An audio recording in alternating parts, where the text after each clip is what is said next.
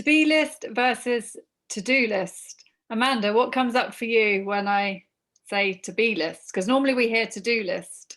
So yeah, it's funny, isn't it? Because like it's when you greet people, you say how are you doing, you don't say how are you being.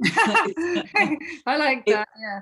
But then I've got a very good friend of mine who says we are a human being, not a human doing. So Oh, it's quite interesting, that balance. And I think one of the things that I've noticed, especially in business, is that people focus on what they're doing, their actions, what steps are they taking to move towards their goals. But actually one of the things I always ask is, so how are you going to be when you do those things? Because you might think about how what steps you're going to take, but sometimes if you don't pay attention to how you're going to be when you do that, then you can be somebody completely different to who you want to be in those times. And so, for example, if something was really stressful and you're building your business, you could find yourself being snappy, moody, irritable. And surely if you sort of step back and before that all happens, think, how am I going to be? I'm going to be courageous, I'm going to be compassionate, I'm going to be whatever.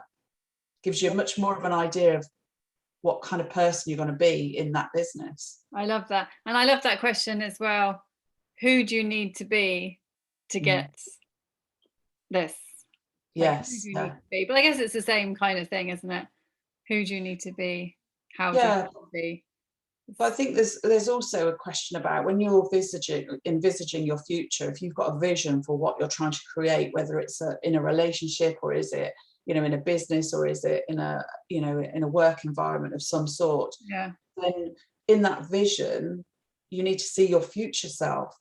You need to say, who are you going to be when you're doing that? It's like if you imagine speaking on stage or acting in a film, you have to see yourself in that role, otherwise the vision doesn't work. So it's who you're going to be when you're doing that.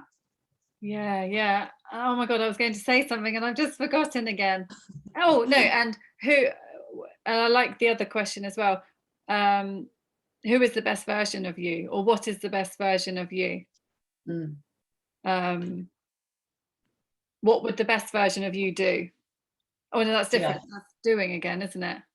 But that's the combination of the two. It's a combination, isn't it? Yeah. What would the best version of you do in this situation? I do like that question, and I sometimes forget to ask myself that, but that's I think and that can be a visualization as well, can't it? And then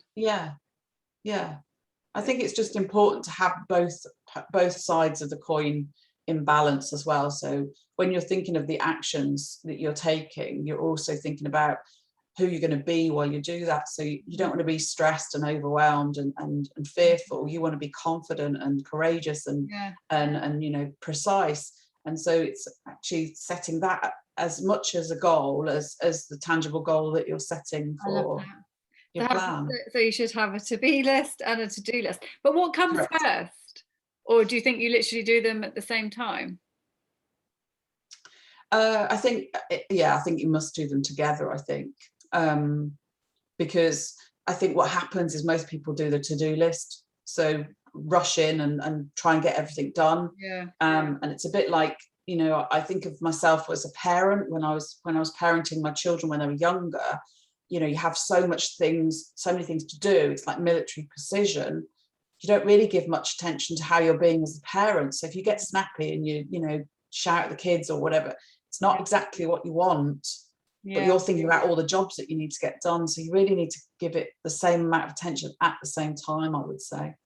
Yeah, and it's not just about putting adjectives, is it? Like who it's about, I guess, in as much detail as you like. Yes. I'm going to be calm, confident. I guess you can describe that as much as you.